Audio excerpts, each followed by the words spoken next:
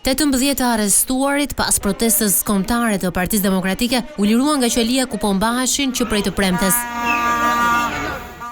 Për 9 prej tyre, gjykata e Tiranës arsyetoi se arresti 20 shkurtit ishte i lishëm, ndërsa për 9 të tjerët, futja e tyre në qeli u konsiderua e paligjshme, ndonse në përfundim të gjithë dolën nga burgu. Megjithatë, 17 prej tyre janë të detyruar të paraqiten pranë policisë gjyqësore, ndërsa vetëm një u la pa mas sigurie për shkak se vuan nga probleme mendore. Sekretari i përgjithshëm i Partisë Demokratike Flamur Noka tha se policia ka bashkëpunuar në prangosjen e tubuesve, duke i skenuar edhe bombat me molotov që atyre ju gjetën nëpër çanta.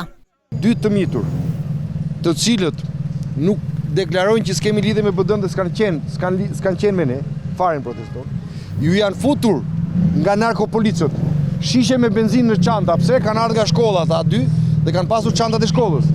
Dhe narkopolicia ju ka futur shishet me benzinë në çanta.